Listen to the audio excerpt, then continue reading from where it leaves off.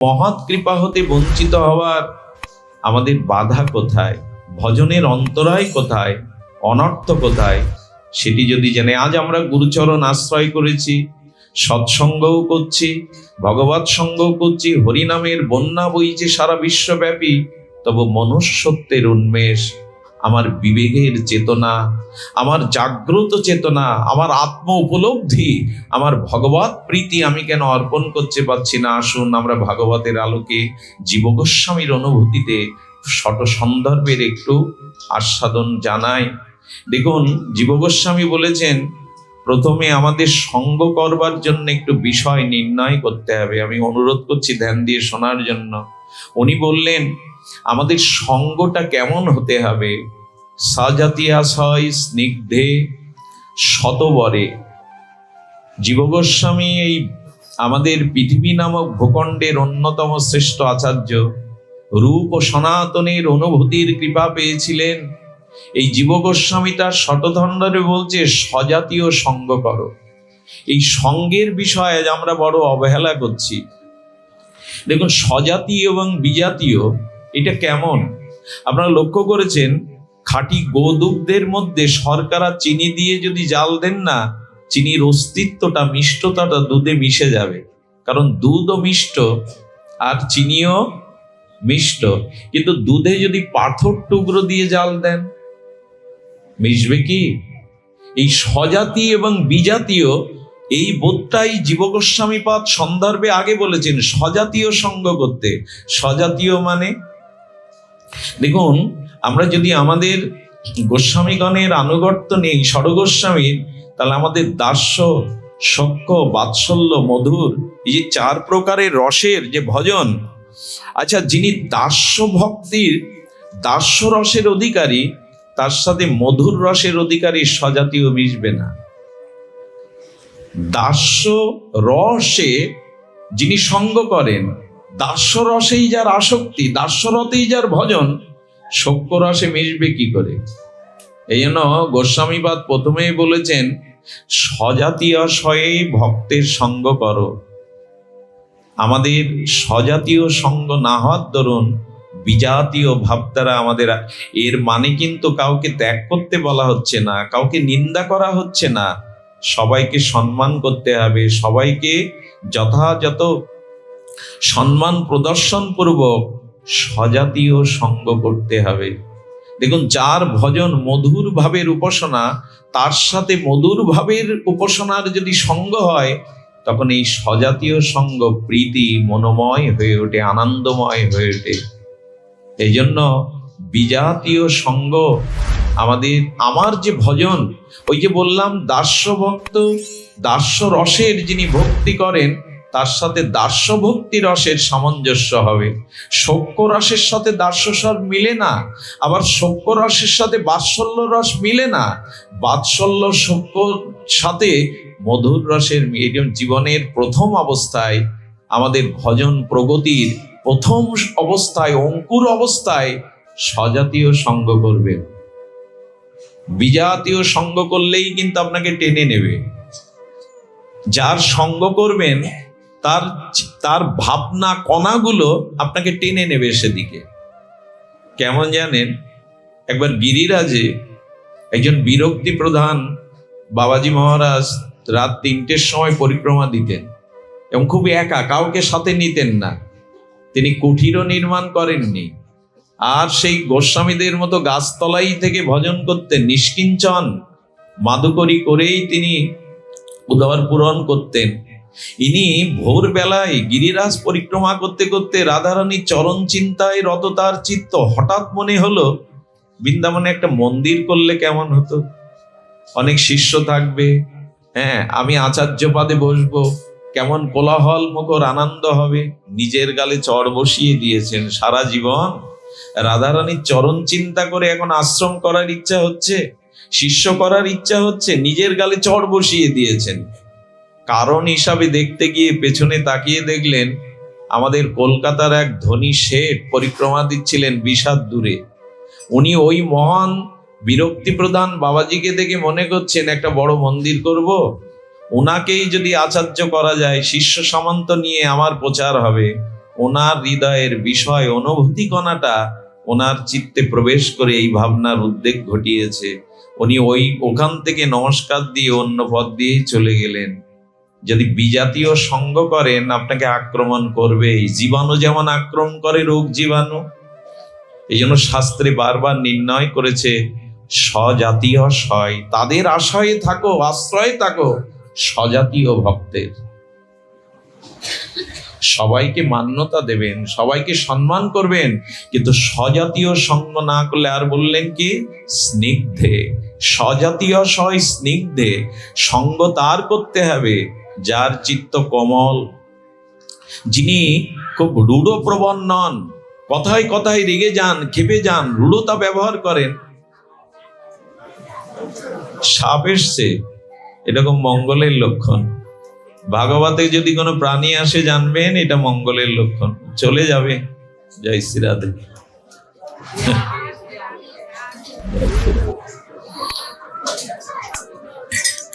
মারবেন না। জয় শ্রী রাধে। আমরা এদিকে মনোযোগ দেই। ভাগবত আসরে যদি কোনো প্রাণীর আগমন হয় জানবেন এটা মঙ্গল লক্ষণ। ওরাও চাই তোমাদের গায়ের বাতাস লেগে আগামী জন্মে যেন দুর্লভ মানুষ হয়ে ভজন করতে। মায়া চক্রে ঘুরে তো এই জন্ম পেয়েছি। তোমাদের অনুভূতি নিলে, তোমাদের গায়ের বাতাস নিলে যদি আগামী জন্মে সৌভাগ্য পায়, ওরাও আসতে চায়, ওরাও মহতের কৃপার জন্য ব্যাকুল হয়ে থাকে। সুধীজন ধ্যান দিন। জয় শ্রী রাধে। আমরা আস্বাদন করছিলাম স্নিগ্ধে, অর্থাৎ তারই সঙ্গ করতে হবে যার চিত্ত কোমল, যার চিত্তের মধ্যে কমলতা আছে, রূঢ়তা নাই। অবশ্য সিদ্ধ বাবাদের কথা আলাদা।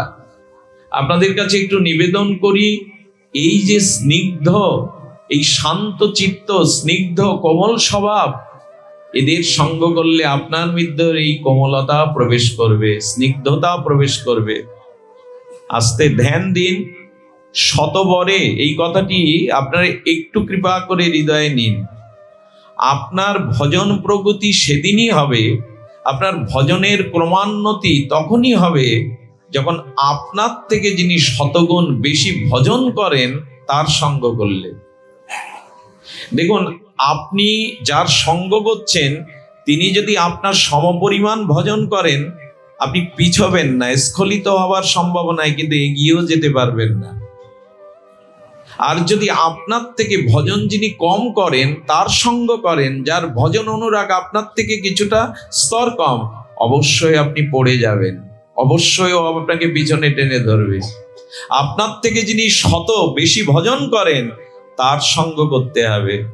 তার সঙ্গ করলেই দেখবেন ওই অনুরাগ। কারণ এখানে দেখুন, আমি বেশি ভজন করি তাতে যেন যারা সঙ্গ করে তাদের যেন মনে না করি উনি তো লক্ষ্য নাম করেন না, উনি তো নির্জলা একাদশী করেন না, উনি ধামবাস করেন না। এই অভিমান যেন থাকলে তিনি শতবরে ভজন করেন না। উচ্চ ভজনশীল যারা, তারা জীবের কল্যাণের চিন্তা। সাধু তো বাহ্যিক লক্ষণে না, সাধুর প্রকৃত লক্ষণে হলো পরহিতে রত যিনি।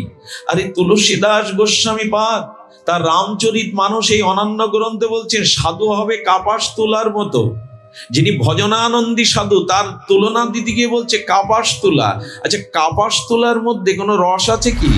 সাধুর মধ্যে বিষয় কোনো রস সিক্ত নেই। কাপাস তোলাটা দেখবেন খুব শুভ্র, অর্থাৎ সে তো শুভ্র, সাধু নির্মল হবে, সাধু চিত্ত হবে এরকম শুভ্র নির্মল সত্য গুণময় এবং তার নির্মল চিত্ত। শুধু কি তাই, কে সাধু? ওই কাপাস তুলো দিয়ে যখন সুতা তৈরি হয় তখন দেখবেন সূচের ছিদ্রটা ওই সুতা ঢেকে দেয়। সেই সাধু যে অপরের দোষকে ঢেকে দিতে পারে, অপরের অবগুণকে ঢেকে দিতে পারে। আরে অপরের দোষ ধরা সহজ, অপরের দোষ সমালোচনা করা সহজ, কিন্তু অপরের দোষটাকে গুণ দিয়ে ঢেকে দেওয়া, ওই যে কাপাস তুলোটা সুতা হলো না, সূচের ছিদ্রটা প্রবেশ করলেই দেখবেন ছিদ্র ঢেকে গেল। অন্যের দোষকে যে ঢেকে দিতে পারে সেই তো প্রকৃত সাধু। আর ওই কাপাসতোলা দিয়ে যে সুতো হয়ে এই বস্ত্র তৈরি হয়, আমরা লজ্জা নিবারণ করি।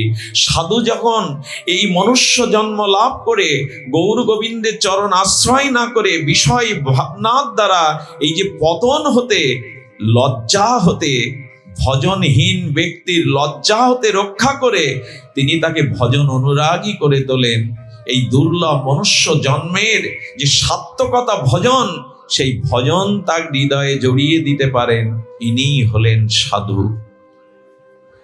তো এমন ভজনানন্দী নির্মল চিত্ত, আর আপনার থেকে শতবরে শতগুণ বেশি ভজন করেন, ইনার সঙ্গ করলেই কেবল আপনার ভিতরে সেই অনুভূতি সংক্রামিত হবে। দয়া করে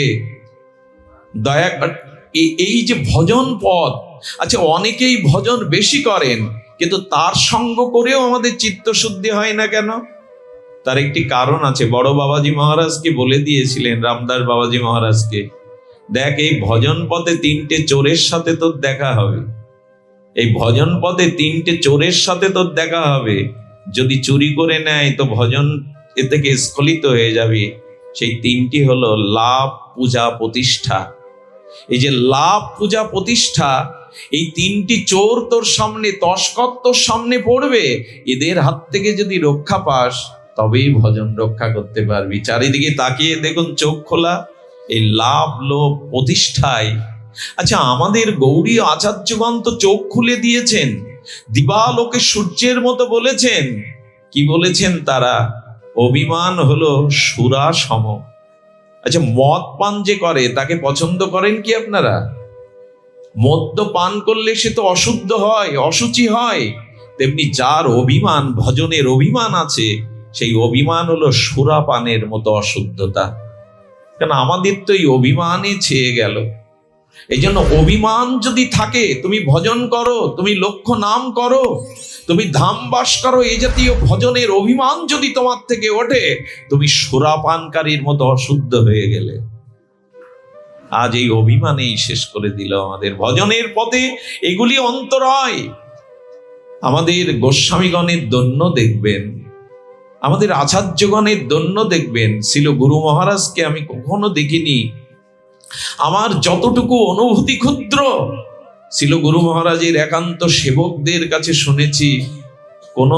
কোনোদিন অভিমানে, এত বড় পণ্ডিত ছিলেন, রাধাকুণ্ডের তটাশ্রয়ী তিনি, ভজনানন্দী শুধু মহাপুরুষ নন, রাধাকুণ্ডের মহন্ত পদেও থেকে তার ভিতরে কোনোদিন কেউ একটি অভিমানের ছায়াও পায়নি। আমাদের আচার্যগণ চিরদিনই এই অভিমানকে সুরা বলেছেন, আমরা সেই সুরা পান করছি, শুদ্ধতা থাকবে। আর গৌরবকে রৌরব নরক বলেছেন। আমি ভজনানন্দী, আমি শ্রেষ্ঠ পাঠক, আমি শ্রেষ্ঠ কীর্তনিয়া, অমুক তমুক, এই যে গৌরব, আমাকে মালা চন্দন দেয়া হলো না, আমার নামটা মাইকে একবার ঘোষণা করা হলো না। যদি গৌরবের আশা থাকে তবে জানবেন সেটা রৌরব রূপ নারকের মতো। 28 নরকের প্রথম নরক হলো এই রৌরব নরক। এই রৌরবে যেমন নরক যন্ত্রণা পেতে হয়, যারা গৌরবান্বিত হয় ভজন করে, তাদের ওই রৌরব নরকের মতো তাদের যন্ত্রণা পেতে হয়, স্খলিত হতে হয়। আর প্রতিষ্ঠাকে তো আপনারা জানেন শূকরের বিষ্ঠা বলা হয়েছে। শূকরের বিষ্ঠা, এই প্রতিষ্ঠা যদি একবার গায়ে লাগে আপনি শেষ। আচ্ছা শূকরের বিষ্ঠা এত অশুদ্ধ অপবিত্র, এটা গায়ে স্পর্শ করলে আপনি নিজের ঘরে ঢুকতে পারেন না, তো সাধুর মধ্যে ভগবানের মন্দিরে কি করে যাবেন? শূকরের বিষটা গায়ে স্পর্শ করলে নিজের ঘরে প্রবেশও আমরা করি না, স্নান না করি শুদ্ধ না হয়ে, তো রাধা মাধবের চরণে কি করে যাবেন? মহতের চরণে কি করে যাবেন সাধু সঙ্গে?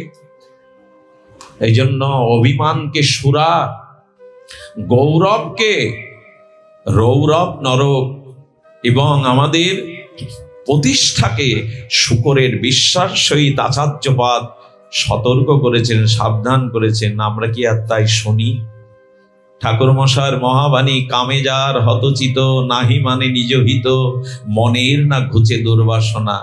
আচ্ছা ওটিতে যখন ডাক্তার অবাস করে কারো হার্ট অপারেশন করে, 10 ইঞ্চি বুকটা চিরে ফেলে, ওই কাটা ছেঁড়া রক্তারক্তি সেলাই রুগী বুঝতে পারে না, অনুভব করতে পারে, অবাস করাতো।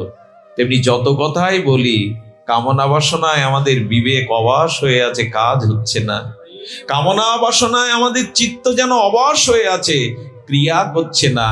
এই জন্য নিবেদন করব, আসুন আমরা সজাতীয় সঙ্গ করি, আমরা স্নিগ্ধ আর কোমল চিত্ত সাধুর সঙ্গ করি, আমরা শতবরে আমার থেকে যিনি বেশি ভজন করেন সেই ভজনানন্দীর সংস্পর্শে যাই, সেই মহতের কাছে যাই যার চিত্ত নির্মল। এটাই ভজনের, এইগুলি অন্তরায়। এই কালো মেঘটাকে যদি সরাতে পারেন, ভজনের স্নিগ্ধ প্রেমজ্যোতি আপনার চিত্তকে উজ্জ্বল করবে। এটাই হলো ভজনের অন্তরায় দূর করার উপায়। আপনার এই হীন জ্ঞান অযোগ্যতা বুদ্ধি, ইহাতেই প্রেম, ইহাতেই সর্বসিদ্ধি। এটাই গুরু আচার্যগণের অনুভূতি। আপনার এই হীন জ্ঞান অযোগ্যতা বুদ্ধি এগুলি ফিরিয়ে আনা চায়। আজ এই প্রগতিশীল ভক্ত সমাজে, সাধু সমাজে আমাদের এই বাণীকেই গলায় ঝুলিয়ে রাখতে হবে সাইনবোর্ডের মতো, যেন বারবার স্মরণ হয় আমি অযোগ্য। আপনার এই অযোগ্য বুদ্ধি, হীন বুদ্ধি, এটাই প্রেম প্রাপ্তির উপায়, এটাই চিত্তশুদ্ধির উপায়, এটাই পথ, এটাই আলো, এটাই দিগদর্শন। এটা ভুলে গেলে আমাদের আর গতি কি থাকবে? শুধু ভক্তজন, এই জন্য আসুন আমরা চেষ্টা করি, আমরা ভজন রাজ্যে প্রবেশের আগে এইটুকু অনুভূতি করি, মহৎ কৃপা হতে যেন বঞ্চিত না হয়, অনর্থ যেন আমাদেরকে এই প্রগতির পথ থেকে পিছিয়ে না দিতে পারে। আর সতর্ক হওয়ার সময় এসেছে। চারিদিকে যে আবহাওয়া তৈরি হয়েছে, চারিদিকে যে ঘন কালো মেঘের উদ্ভব হয়েছে, ঝড় উঠতে বাকি থাকবে না। আজ বৈষ্ণব সমাজ, সাধু সমাজ, আজ আমাদের মধ্যে যদি লাভ, পূজা, প্রতিষ্ঠা, পদের হাকার থাকে, তৃষ্ণা থাকে, পিপাসা থাকে, আমরা পথ চলতে পারবো না। মহাপ্রভু এই শিক্ষা দেননি, আচার্যপাদ আমাদের এই শিক্ষা দেননি। সুধীবৃন্দ, আসুন এই নির্মল চিত্তে আমরা ভজন অনুরাগের পথে চলি। সুধীবৃন্দ, আগেই বলেছি, অকৈতব কৃষ্ণ প্রেম যেন জাম্বুনদ হেম, সেই প্রেম নিরিলোকে না হয়। আমি বেশি আলোচনায় আপনাদের কালক্ষেপণ করে অত্যাচার করব না, আমার বলবার ভাষাও নেই, যোগ্যতাও নেই। শ্রীগুরুপাদ পদ্ম আপনাদের চরণ সান্নিধ্যে এনেছেন, আপনাদের প্রসন্ন কৃপায় যদি দুটি কথা শিল গুরু মহারাজ প্রেরণ করেন, এই যে প্রেম, সেই প্রেম নিরিলোকে না হয়। আমাদের দেশে এই প্রেম হয় না, এর কারণ হলো আমরা আমাদের জীবনে স্বার্থশূন্য হতে পারিনি, সসুখ বাসনা ত্যাগ করতে পারিনি। এই জন্য আমাদের উচিত হলো সসুখ বাসনা বর্জিত ভগবতের প্রেমটা। এই প্রেমটা আসবে কি করে? আমি আগেই বলেছি, শ্রী গুরুপাদ পদ্ম আশ্রয়ের গৌর গোবিন্দের চরণের একান্ত দাসানুদাসের অনুরাগ এবং সেবা। গুরুতত্ত্ব একটু বলতে হয়। শ্রীগুরু হলেন কে? এই ভবসাগর তারণের একমাত্র কারণ যিনি, হৃদি কন্দরে অনন্তকালের অবিদ্য অন্ধকার দূর করে দিব্য আলোক প্রজ্বলিত প্রেম ভজন দীপ্ততা যিনি দিতে পারেন, তিনি গুরু। যিনি আমার মনকে, বারণ শাসনের এই মনকে অঙ্কুশের মতো রাধা মাধবের যুগল ভজনে নিযুক্ত করতে পারেন, তিনি গুরু। যিনি আমার ভবব্যাধি দূর করে ভগবত অমৃত দানে আমাকে নিত্য লোকে, স্বরূপলোকে পৌঁছে দিতে পারেন, তিনি গুরুদেব। শ্রী গুরু ব্যতীত আমাদের তো পথ খোলা নেই। সুধীজন, এই জন্য শ্রীগুরু চরণ ঠাকুর মশাই তো এমনি এমনি বলেননি, চক্ষু দান দিলা যেই জন্মে জন্মে প্রভু সেই। শ্রী গুরুদেব তো এক জন্মের নয়, সম্বন্ধটা তো শ্রী গুরুদেবেরই সাথে। শুনুন তাহলে, বহু আলোচিত এবং বহুবার চর্চিত এই প্রসঙ্গ আমাদের এই দুর্গাপুরে যোগীরাজ দুর্গাপ্রসন্ন ভট্টাচার্য, তিনি ডায়নামাইট দিয়ে পাহাড় ভাঙছিলেন। ওই পাহাড়ের এক গুহা থেকে একটা গম্ভীর কণ্ঠস্বর ভেসে আসে, দুর্গা এদিকে আয়, এখানে কে আমার নাম ধরে ডাকে? এত মধুর কণ্ঠস্বরে কে আমার নাম দেয়? এখানে তো কেউ চেনে না আমাকে। দুর্গা সেই কণ্ঠস্বর অনুসরণ করে এগিয়ে দেখলো পাহাড়ের গুহার সামনে পদ রুদ্ধ করা একটি পাথর। বললো, পাথরটা সরিয়ে ভেতরে আয় দুর্গা, আমি তোর জন্য অপেক্ষা করছি। পাথর সরিয়ে ভেতরে গিয়ে দেখলেন এক তেজোদীপ্ত পুঞ্জময় সাধু বসে আছেন, তার সামনে একটি শূন্য আসন। দুর্গা, এই আসনে বস। কে আপনি? আমার নাম ধরে ডাকছেন, আমি তো আপনাকে চিনি না। আসনে বসার সাথে সাথে যখন তার গায়ে স্পর্শ করেছে, তার পূর্বজন্মের স্মৃতি ফিরে এসেছে।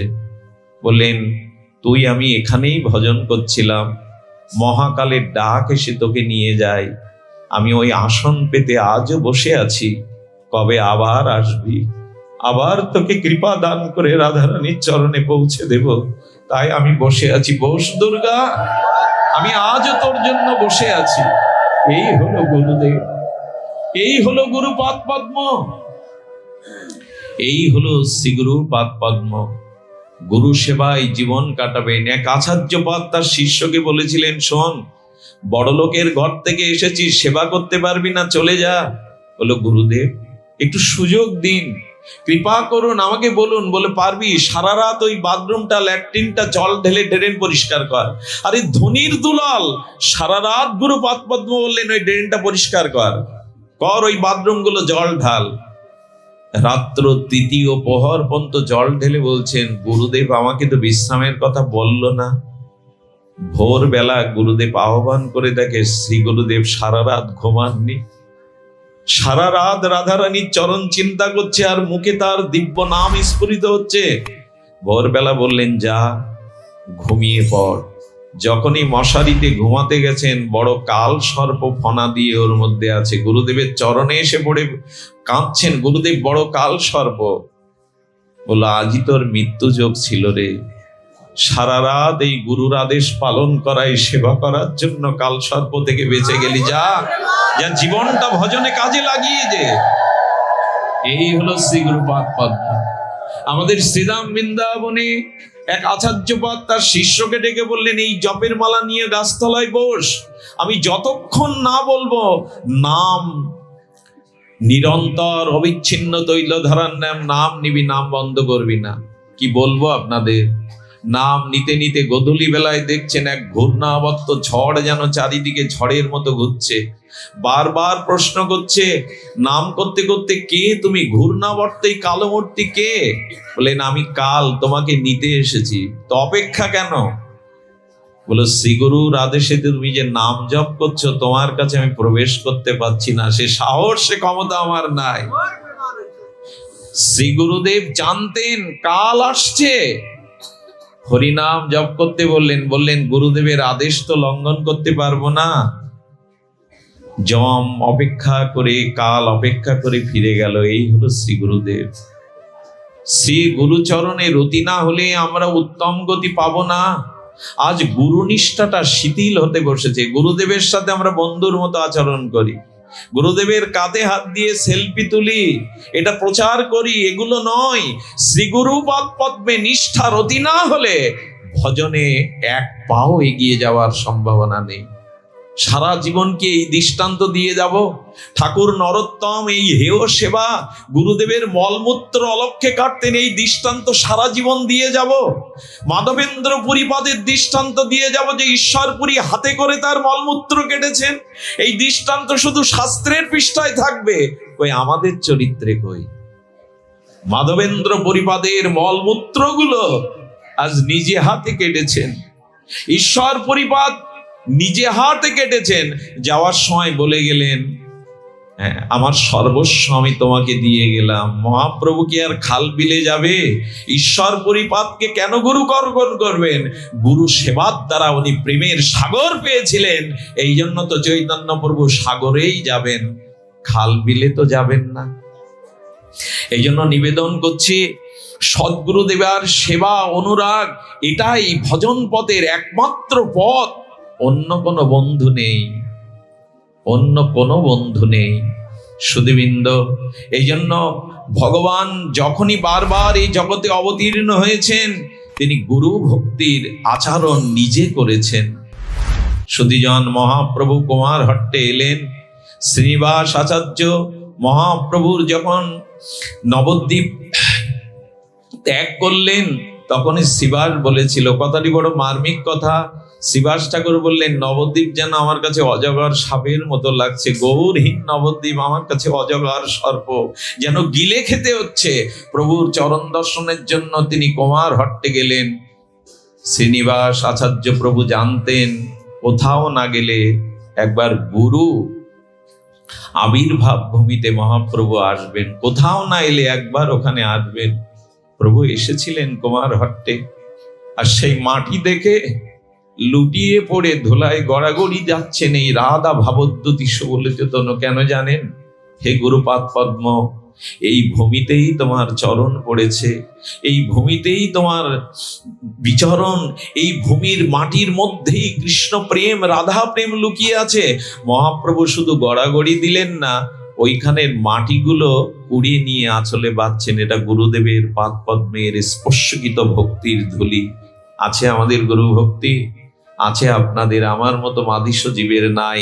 সেই বেঁধে নিলেন ধুলিকণা, ভক্তরাও নিতে নিতে আজ সেটা বিশ্ব বিস্তৃত চৈতন্য ডোয়া নামে খ্যাত। মহাপ্রভু গড়াগড়ি দিলেন শ্রীগুরু পাদ পদ্ম ভূমিতে, সেখানে ধুলিকণা অঙ্গে মাখার জন্য আঁচলে বেঁধে নিলেন। এটা মহাপ্রভুর গুরু ভক্তির নমুনা। কোথায় আমাদের? আজ অনেকেই আমরা শ্রী গুরুদেবের পাদ পদ্মে দোষ দর্শন করি। গুরুদেব শুধু টাকা চায়, গুরুদেব শুধু অর্থ চায়। সাবধান করে দিয়েছেন ঠাকুর মশাই, সাবধান। আচ্ছা, শ্রী গুরু পরম্পরাতেও যদি পরম্পরা যদি ঠিক থাকে, গুরুদেবের মধ্যে কোনো দোষ দর্শন যেই দেখবেন, মন্ত্রক্রিয়া কিন্তু নষ্ট হয়ে যাবে। শ্রদ্ধা রাখুন, শ্রী গুরু পাদ পদ্মে সেবা অনুরাগ রাখুন। আমাদের দ্বিতীয় কোনো পথ তো খোলা নেই, দ্বিতীয় কোনো পথ আমাদের খোলা নেই সুধীবৃন্দ। এই জন্য আমাদের জীবনে এই যে শ্রীগুরু পাদ পদ্মের আশ্রয় পূর্বক শ্রী গুরু চরণে যে রতি, এটাই আমাদের জীবনের পরম লক্ষ্য, এটাই আমাদের জীবনের পরম প্রাপ্তি। যেহেতু বাবাজি মহারাজের আবির্ভাব তিথি, এই জন্য আমরা শ্রীগুরু চরণে সামান্য একটু পুষ্পাঞ্জলি, সামান্য কথাঞ্জলি অর্পণ করলাম।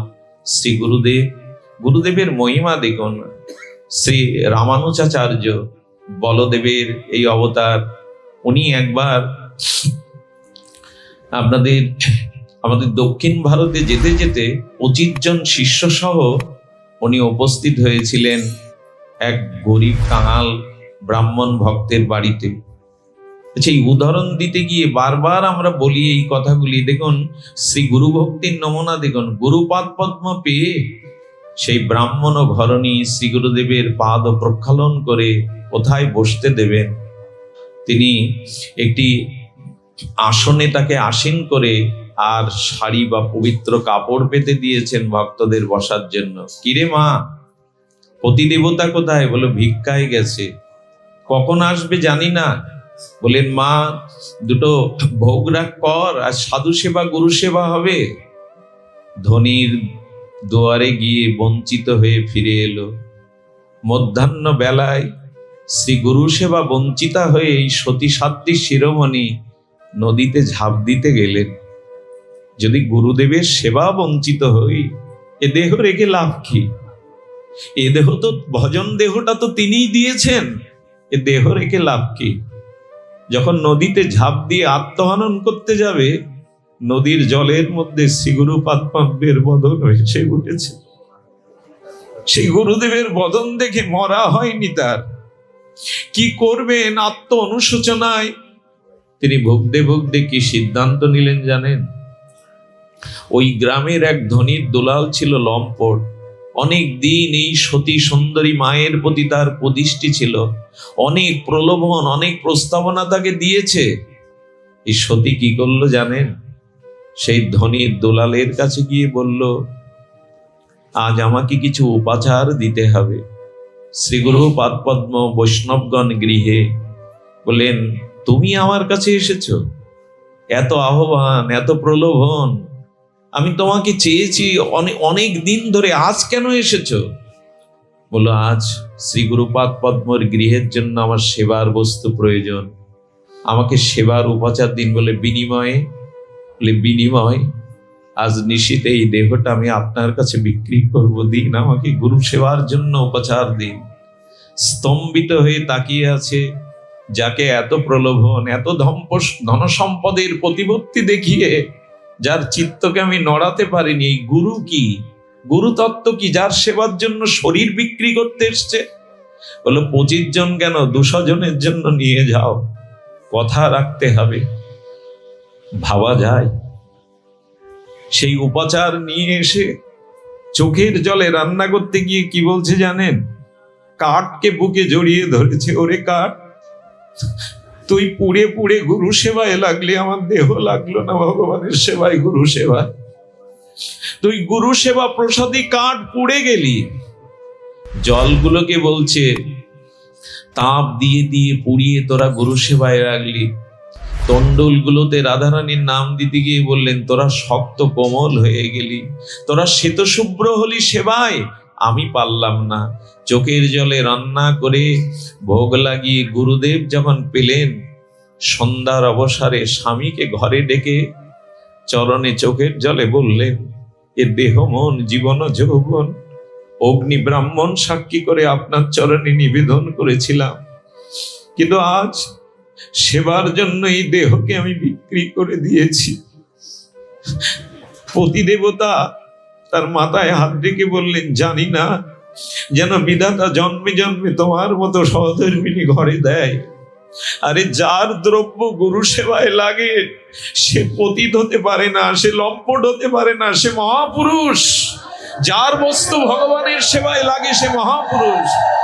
যাও, আমি তোমাকে সিঙ্গার করে দিচ্ছি, সাজিয়ে দিচ্ছি, যাও।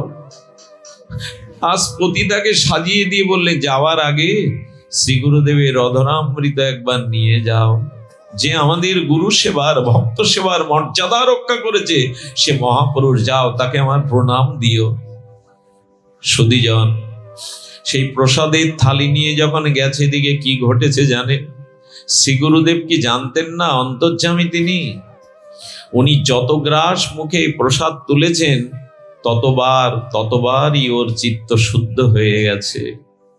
যতবার গ্রাস মুখে তুলেছেন প্রসাদান্ন ততবার ওর চিত্ত শুদ্ধ হয়ে গেছে। সারাদিন ধরে এই বিবেকের দংশনে দংশীভূত হয়ে আর অনুভূতি এলো যে রমণী অর্থ স্বর্ণ প্রলোভনে সাড়া দেয়নি, গুরু সেবার জন্য দেহ বিক্রি করে গেল, সেই নারীর দিকে আমি কুদৃষ্টি দিয়েছি। প্রসাদ নেওয়ার পর চরণে পড়েছিল, যদি পারো এই অসুরকে ক্ষমা করো। গুরু মহিমা কেন জানি না আমার বিবেক বিচার আজ দংশন করছে আমাকে। তোমার দিকে কুদৃষ্টি আমি দিতে পারছি না, কে যেন দংশন করছে। সমস্ত অনর্থ গুরুদেবী দূর করে দেন। পুতুল নাচে না, পুতুল অলক্ষ্যে থেকে কেউ নাচায়। এই ভজন পথে গুরুদেবী কৃপা করে আমাকে যে পথ, এই মঙ্গলের পথ দেবেন, অন্য কেউ না, অন্য কেউ না। এই জন্য গুরু পাদ পদ্মে যথাযথ রতিমতি ভক্তি, ঠাকুর মাসের অনুভূতি, শ্রী গুরু চরণে রতি, এই সে উত্তমা গতি। তিনি পারেন এই অনুভূতি, তিনি জাগাতে পারেন। যুগল মন্দিরের সেবা তিনি দিতে পারেন। তিনি গৌর চরণে আমাকে সমর্পিত করে দিতে পারেন। এই জন্য শ্রী গুরু তত্ত্বে যেন আমাদের ন্যূনতা না আসে। স্ব গুরুপাত্মকে। আচ্ছা, গুরুদেবের সেবা দুই প্রকার। আমরা অনেকেই প্রশ্ন করি, শ্রী গুরুদেব বৃন্দাবনে আছেন, নবদ্বীপ ধামে আছেন, আমি তাকে পাই না, আমি তাকে সেবা করব। গুরুদেবের সেবা দুই প্রকার, এক পরিচর্যা আর প্রসঙ্গ সেবা। দেখুন, গুরু সেবা না করলে, শ্রী গুরুদেবকে প্রসন্ন না করতে পারলে আমাদের ভজন জগতে আমরা এগিয়ে যেতে পারবো না। আমাদের প্রগতির পথ, ভক্তির পথ রুদ্ধ।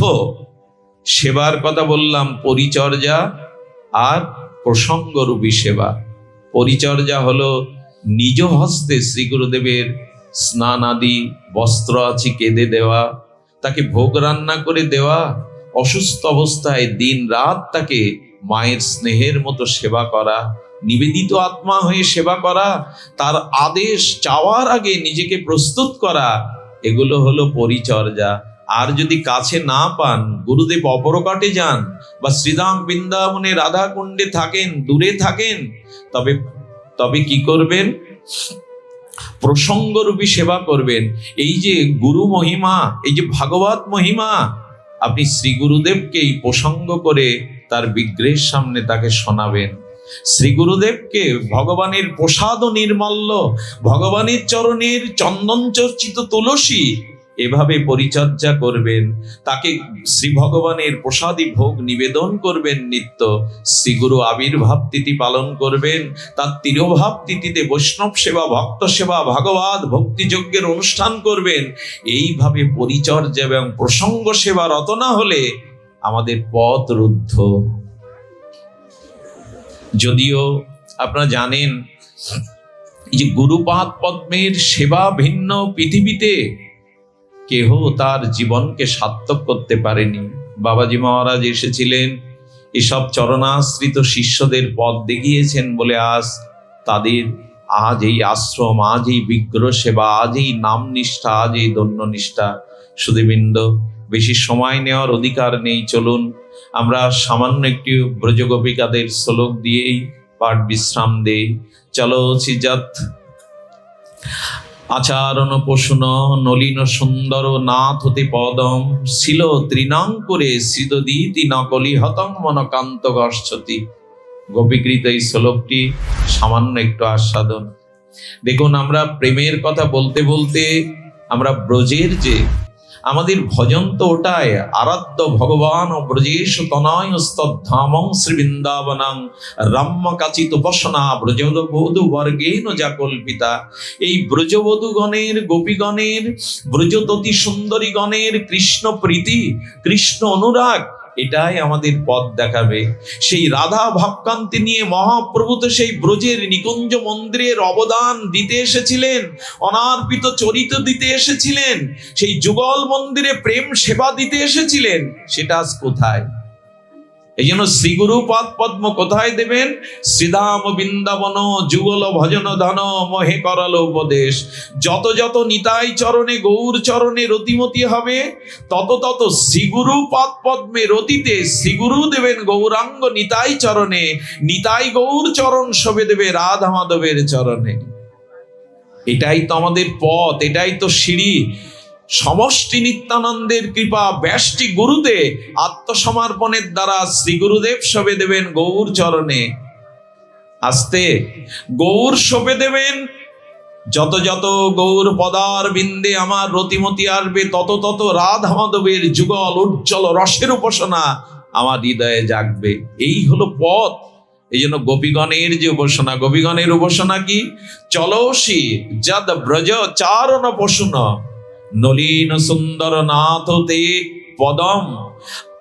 শিলা তিরঙ্কুরে শীত দিতি প্রেম কাকে বলে? লক্ষ্য করুন তো। হে হৃদয়নাথ, হে প্রাণনাথ, তুমি যখন গোচরণ করার জন্য বনে গমন করো, তোমার পদ্মকোষ আর চরণ পদ্মকোষে এই যে তৃণের অঙ্কুরগুলো, গাভীগুলো ওপর থেকে ঘাসের ডগাটা খেয়ে নিলে দেখবেন নিচে যে ঘাসের অংশ থাকে ওটা একটু শক্ত থাকে, কঠিন থাকে, সূচের মতো। বলে হে প্রাণনাথ, তুমি যখন গোষ্ঠে যাও গোচারণের জন্য, আর তোমার কমল পদ্মকোষ চরণ কমলে ওই তৃণাঙ্কুর যখন ব্যতীত হয়, মনে হয় আমাদের হৃদয় ছিদ্র হয়ে গেল, হৃদয়ে ব্যথা লাগলো। প্রেম কাকে বলে? গোবিন্দ চরণ তৃণাঙ্কুরের উপরে যখন রাখছে, গোপীদের হৃদয়ে যেন ছুঁচের মতো যন্ত্রণা বিদ্ধ হচ্ছে। এর একটাই কারণ, কারণ হলো গোপীদের হৃদয়ে গোবিন্দ চরণেই সমর্পিত করা। গোবিন্দ চরণ আর গোপীদের হৃদয় একই। যেমন আমরা জানেন কুরুক্ষেত্রে 100 বছর পরে সেই বৃন্দাবন এবং কুরুক্ষেত্র মিলনে রুক্মিণী দেবী রাধারানীর পাশে এসে বলেছিলেন, দেবী তোমার চরণ সৌন্দর্য দেখে মনে হচ্ছে আমি আর শ্যামসুন্দরের কাছে ফিরে যাব না, তোমার দাসী হয়ে থাকবো। আর এই রুক্মিণী দেবী রাধারানীর চরণ কমল সৌন্দর্য দেখে বলছেন, আমি আর শ্যামসুন্দরের কাছে ফিরে যাব না, আমি তোমার দাসী হয়ে থাকবো। এই জন্য তো আমাদের প্রাণনাথ, দ্বারকানাথ ঘুমের ঘরে গোপী গোপী বলে কেঁদে উঠতো, রাধা রাধা বলে কেঁদে উঠতো। এই জন্য তোমার চরণ সৌন্দর্যে আমার মন এতটা এখানে অভিভূত হয়েছে। আমি বলে, না, শ্যামসুন্দরের কাছে ফিরে যাও। রুক্মিণী দেবী তপ্ত দুগ্ধ এনেছিলেন রাধারানীকে সেবার জন্য। সুধীবৃন্দ, সেই তপ্ত দুগ্ধ রাধারানীর সামনে তুলে বললেন, যে কৃষ্ণহারা, যে প্রিয়হারা, সে সঙ্গীত আর দুগ্ধ খেতে পারে না। সঙ্গীত এবং উপাদেয় দুগ্ধ খেতে পারে না। যার সন্তান মারা যায় সেই মাকে দুধের বাটি দেবেন তো? খাবে না। শোক আছে কিনা, বিরহ আছে কিনা? রাধারানীকে যেই বলেছে রুক্মিণী দেবী, আমাদের প্রাণনাথ দ্বারকাধীশ গোবিন্দই পাঠিয়েছেন তোমার সেবার জন্য, তখনই বললেন, তিনি যখন পাঠিয়েছেন তবে সেবা গ্রহণ করা যায়। সেই তপ্ত দুগ্ধ সেবা উপযোগী ছিল না, অধিক তপ্ত ছিল। কিন্তু শ্যামের নাম শুনে রাধারানী যখন ওটা সেবা করেছেন, সন্ধ্যায় গোবিন্দ চরণকে রুক্মিণী দেবী যখন সেবা করতে গেছে, পদসেবা, দেখছে গোবিন্দের পা লাল হয়ে ঠোলা উঠে গেছে। প্রাণনাথ, প্রিয়, তোমার চরণে আঘাত কে দিল? কে পোড়ালো? কে তাপদগ্ধ করলো? রুক্মিণী, একটু আগেই তো তুমি এই চরণ পোড়ালে। কোথা থেকে? তোমার চরণে আমাদের কোমল হস্ত, দ্বিতীয় হাত কেঁপে ওঠে, এত কোমল তোমার চরণ। তোমার চরণে আমরা তাপ দিলাম। বলে, একটু আগে যাকে দুগ্ধ পান করালে না, দুগ্ধটা সেবা উপযোগী ছিল না, তাপ ছিল। রাধারানীর হৃদয়ে আমার চরণ ছাড়া যে কিছু নেই, ওই চরণই পুড়ে গেছে ওই তপ্ত দুগ্ধে। এই অনুভূতি আমরা বুঝবো না। আরে রাধারানীকে তপ্ত দুগ্ধ খাইয়েছেন, তাতে গোবিন্দের চরণে তাপ লেগে গেছে। ঠাকুরানীর হৃদয়ে তার চরণ ছাড়া তো কিছু নেই। এ অনেক উপলব্ধির কথা, আমরা অত দূর যেতে পারি না। কিন্তু আমাদের এই ভাবতে হবে, ওই এই যে গোপীদের যে উপাসনা, নিষ্কিঞ্চন অহিতুকি তাদের যে প্রীতি, এই প্রীতির কথা বলবার জন্য এত কথার অবতারণা। কারণ প্রেম চাই, বিনা প্রেমে কিছু হবে না। লাফালাফি দাপাদাপি করে এ পথে কিছু পাওয়া যাবে না। প্রেম চাই, অনুরাগ চাই। ললিতা সখী এসে বলছেন, সন্ধ্যে রাধে, গত রাত্রে স্বপ্নে দেখেছি, মনে করেছে শ্যামের কথা বললে রাধারানীর তাপ শোক কিছুটা শান্ত হবে। শোন রাধে, আমরা কাল রাতে স্বপ্ন দেখেছি। আরে শ্যামসুন্দর আমাদের জলের কলসি ভেঙে দিচ্ছে, আমাদের পিছনে দৌড়াচ্ছে, হাত জোড় করে ক্ষমা চাচ্ছে। শ্যামকে তুই দেখিস না স্বপ্নে? রাধারানী কি বলল জানেন? রাধারানী বলল, দেখ, নিদ্রাভূত হলে তবে স্বপ্ন আসে, জেগে তো কেউ স্বপ্ন দেখে না। তোরা ঘুমাস বলেই স্বপ্ন দেখেছিস। প্রাণবধূ ব্রজ ছাড়ার পরে আমি তো আর ঘুমাতে পারিনি, আমার চোখে ঘুম নেই। এই হলো আমাদের ভজনের অনুভূতি কণা। রাধারানী ডেকে ডেকে বলেছিল, উদ্ধব, হে আর্য, তোমাদের মথুরায় চাঁদ ওঠে না, পূর্ণিমার চাঁদ? রাধারানী বললেন, মথুরায় চাঁদ ওঠে না, দ্বারকাতে চাঁদ ওঠে না, কেন উঠবে না? পৃথিবীতে পূর্ণচন্দ্রের উদয় হয়, পূর্ণিমা সব জায়গায় হয়। বলেন, মনে হয় তোমাদের দ্বারকায় চাঁদ ওঠে না। কারণ সব ভুলে গেলেও প্রাণবধূ প্রাণনাথ ওই পূর্ণিমার চাঁদ দেখলে তার রাসের কথা মনে পড়তো। ওই চন্দ্র কিরণ জ্যোতিতে নিশ্চয় আমাদের কথা মনে পড়তো। ও হ্যাঁ, মনে না পড়ার কারণ আছে। দেখো, কারো হাতে তামার আংটি থাকলে যদি তাকে সোনার আংটি দেয়া হয়, তামা ফেলে দিয়ে স্বর্ণ আংটিটাই শোভা পায় তার হস্তে।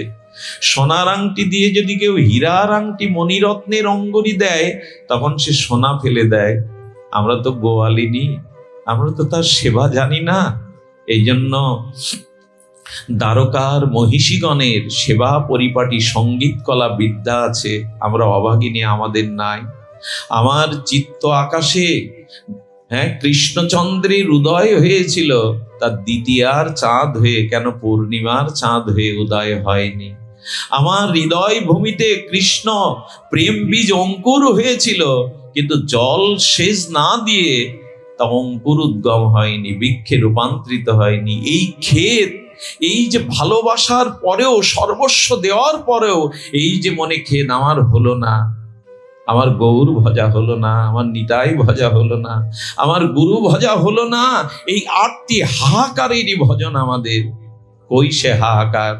দুটো টাকার জন্য, স্ত্রী পুত্র রোগের জন্য তো ঘটি ঘটি কেঁদে ভাসায়, তবে রাধা বলে গৌর বলে কাঁদতে শিখব। সুধীজন, এই ভূমিতে এটা কান্নারই যোগ। মহাপ্রভু শুধু নিজে কাঁদেননি, মনে পড়ে শ্রীবাসঙ্গনে মাকে কথা দিয়েছিলেন আজ প্রভু যাবে না। আর লীলা সাক্ষী আমাদের আমাদের মহাপ্রভুর যিনি লীলা সাক্ষী, তিনিও দাঁড়িয়েছিলেন, আজ প্রভুকে যেতে দেব না, যেই আসুক আজ আমার নিমাইকে আমি মায়ের কাছে রাখবো, বধূর কাছে রাখবো। মহাপ্রভু সারা নিশি কীর্তন করে দোলায় সেই লুটিয়ে ধূসরিত অঙ্গে চোখের জলে যখন ভোরবেলা ফিরে আসতো, বিনিদ্র রজনী সচিমা সোপানের ওপরে বসে থাকতো, বধূ বিষ্ণুপ্রিয়া দরজা হেলান দিয়ে মায়ের এই বিরহ কাতর দশা দেখতো। এই তিনজনের দশা দেখুন, সবই তো হারিয়েছেন সচিমা, এই তিনজনের দশা দেখুন। ভোরবেলা ধুলায় ধূসরিত চোখের জলে মহাপ্রভু যখন আসতেন, মাকে দেখে কোলের ওপরে মাথা রাখলে মা আঁচল দিয়ে ধুলা মাছিয়ে দিয়ে বলতে, এত কাঁদিস কেন নিমাই, এত ধুলায় গড়াস কেন বাবা? তোর এই অঙ্গে ব্যথা লাগলে, কাকর ফুটলে যে আমার ব্যথা লাগে। মহাপ্রভু মায়ের কোলে মাথা রাখতেন আর মা মুছিয়ে দিতেন। বিষ্ণুপ্রিয়া আড়াল থেকে বলতেন, মা তার অঙ্গের ধুলি মুছিয়ে দাও, কিন্তু চরণ ধুলিটা মোছাবার সেবার সুযোগ আমায় দাও। ওই চরণ সেবার জন্যই তো এসেছি। এই দিন বিষ্ণুপ্রিয়া বলেছিল, প্রাণনা মায়ের কথা রাখতে আজ আর শিবাসঙ্গনে যেও না। ঈশান ঠাকুর দরজায় লাঠি নিয়ে পাহারা দিচ্ছে, আমার নিমাইকে আর যেতে দেব না। গৌর পরিকরগণ যখন এলেন, বললেন, ঈশান আমাদের গৌরকে যদি নবদ্বীপে শচীরঙ্গনে রাখতে পারো, আমরা তোমার চরণ পূজা করব সারাদিন। গৌরকে রেখে দাও, নবদ্বীপ থেকে যেন গৌর না যায়। চলে গেল। সেদিন প্রসাদ আদি ভোজন করিয়ে সিঙ্গার করে মহাপ্রভুকে শোকসজ্জায় বিষ্ণুপ্রিয়া নিদ্রাভূত করেছিলেন। চরণ সেবা করতে করতে চরণের উপরেই মাথা রেখেছিলেন প্রিয়াজি। সুধীজন, একবার ভেবে দেখুন, মধ্যরাত্রে রাত্র দ্বীপ্রহরে প্রিয়াজির নিদ্রাভঙ্গ দেখছেন, তার মস্তকে প্রভুর চরণ নাই, দরজা উন্মুক্ত না, এটা সন্ন্যাসের দিন না। উনি উঠে দেখলেন নিস্তব্ধে নিশীত মধ্যরাত্রির অন্ধকার ভেদ করে কে যেন ঘরের বাইরে চলে গেছে। সেই নিস্তব্ধে নিশীত রাত্রে প্রিয়াজি ঘরের বাইরে পা বাড়ালেন। দেখছেন এই সুরধনী গঙ্গার তীরে দাঁড়িয়ে কে যেন ফুপিয়ে ফুপিয়ে কাঁদছেন। কণ্ঠস্বরটা চেনা প্রিয়াজির। উনি এগিয়ে দেখলেন ফুপিয়ে ফুপিয়ে সুরধনী গঙ্গার তীরে দাঁড়িয়ে মহাপ্রভু। আমায় বলতে পারেন, মহাপ্রভুর ঘরে তো কোনো সংসার জ্বালা নাই, রোগ ব্যাধি নাই, অভাব অনটন নাই, আনন্দের বিগ্রহ। রাধা ভবদ্যুতি সুবলিত তনু গৌর কাঁদছেন কেন? আনন্দ কেন? সচ্চিদানন্দ কেন? ভগবান কাঁদবে কেন? এর উত্তর একটাই। বিষ্ণুপ্রিয়া প্রশ্ন করেছিলেন, শোকসজ্জা ছেড়ে কেন কাঁদছেন? এই নিস্তব্ধ নিশীত গভীর রাত্রে কেন অশ্রু বর্ষণ করছেন? বিষ্ণুপ্রিয়াজিকে দুই হাত করপল্লবে তুলে বলেছিলেন, প্রিয়া, এসেছিলাম জীবকে কৃষ্ণ প্রেম দিয়ে জাগাবো বলে, এসেছিলাম ব্রজ প্রেম দিতে। কেউ তো নিল না, কেউ তো জাগলো না। প্রিয়াজির সেই বিশ্ববিদিত কথা। প্রিয়াজি প্রভুর এই জীবের লাগিয়া কাঁদে প্রভু উচ্চেশ্বরে, ভক্তের জন্য না। এমন ঠাকুর দেখেছেন, এমন দয়াল দেখেছেন? বিষ্ণুপ্রিয়ার শুভময় শয্যা ছেড়ে মধ্যরাত্রে সুরধনী গঙ্গার তীরে ফুপিয়ে ফুপিয়ে কাঁদতে, তার প্রতিটি চোখের জলের বিন্দু কাদের জন্য? আমাদের জন্য। প্রিয়াজি এক অদ্ভুত কথা শুনিয়েছিলেন, গৌড়ীয় বৈষ্ণব জগতে একথা উজ্জ্বল হয়ে আছে। বললেন, প্রভু তোমার একার কান্নায় জীবের হৃদয় গলবে না, আমাকে সাথে নাও, আমাকে সাথে নাও। আমরা তিনজন তো, এসো তুমি জীবের দ্বারে দ্বারে কাঁদো, আমি ঘরে বসে বসে কাঁদি, সচিমা নবদ্বীপের রাস্তায় কাঁদুক, আমাদের তিনজনের চোখের জলে যদি জীবের হৃদয় দ্রবীভূত হয়। জানো প্রভু, বিষ্ণুপ্রিয়া বলেছিলেন, জানো প্রভু, নিজে না কাঁদলে অন্যকে কাঁদানো যায় না, নিজে না মজলে অন্যকে মজানো যায় না। প্রভু আজ তিনজন মিলে কাঁদি, এই চোখের জলের মূল্য আমরা কতটুকু দিলাম? এই তিনজনের প্রেমাশ্রুতে আমাদের হৃদয় বিগলিত হলো না। ঠাকুর মশাই এই জন্য আক্ষেপ করে বলেছেন, গৌরাঙ্গ বলিতে হবে পুলক শরীর হয় না, হরি হরি বলিতে নয়নে বয়নি। এ আমার আবেগের কথা নয়, এ আপনাদের মাতানোর কথা নয়, আসর মাতানোর কথা নয়। সারাটি জীবন এই তিনজন চোখের জলের মূল্য আমরা কি দিলাম? আমাদের আচার্যগান রঘুনাথ দাস গোস্বামী রাধা কুণ্ডের তীরে সগণ নিঃশ্বাস ছেড়ে হা রাধে দেখা দিয়ে প্রাণ রাখো, তবই বাষ্পী ন জীবাবি তোয়াবি না। আজও রাধা কুণ্ডের কোন সজাতীয় সয় স্নিগ্ধ ভক্ত যদি কান পাতে গভীর রাত্রে এই হাহাকার শুনতে পায় আকাশে বাতাসে, হা রাধে দেখা দিয়ে প্রাণ রাখো, তুমি ছাড়া মোর কেহ নাই। এই হাহাকার কোথায়, এই পিপাসা কোথায়, এই উৎকণ্ঠা কোথায় আমাদের? খেয়ে পরে হেসে হাসিয়ে তো ভালোই আছি, এটা ভালো থাকা নয়। আসুন আমরা ব্রজপ্রেমকে সম্মুখে রেখে আমার প্রেমময় গৌর সুন্দরের প্রিয়াজির সচিমায়ের চোখের জলের একটু মূল্য দেই, একটু গুরুচরণে আশ্রয় করে যথাযথ নিষ্কপটে অনত্ব শূন্য হয়ে যেন আমরা ভজন করতে পারি। সুধীবৃন্দ, যার কৃপাতে, যার করুণাতে এমনই একটা ভাগবত পরিমণ্ডলে সেই কৃষ্ণানন্দ বাবাজি মহারাজের আবির্ভাব তিথি সার্থক হোক, সার্থক শোভাগমন। আমি একটি ভিক্ষা আপনাদের কাছে চাইবো আঁচল পেতে। আমি যে দেশ থেকে এসেছি জানেন, আমার পূর্ববঙ্গ বাংলাদেশ। আমি অত্যন্ত শান্তিপুরের কথা শুনলেই হৃদয়টা হয়ে যায়। ত্রিভুবনে এমন গ্রাম নাই। যদি আজকের পরিস্থিতি কেমন আমি জানি না, তবু বলবো আমি বাংলাদেশ থেকে এক অভাগা মূর্খ নর্দমার কীট এসেছি। যে যেখানে দাঁড়িয়ে আছেন আপনাদের চরণ ধুলি বাতাসে উড়িয়ে আমার মস্তকে দিন কৃপা করে, যেন আপনাদের মতো শুদ্ধ ভক্তের সঙ্গে বাকি সময়টুকু অতিবাহিত হয়। জয় হোক বাবাজি মহারাজের, জয় হোক আবির্ভাব তিথির, জয় হোক আজকের শুভ ভাগবত যজ্ঞের। জয় শ্রী গুরু প্রেমানন্দে গৌর হরি বল। জয় রাধে, জয় শ্রী রাধে, জয় শ্রী রাধে, জয় শ্রী রাধে।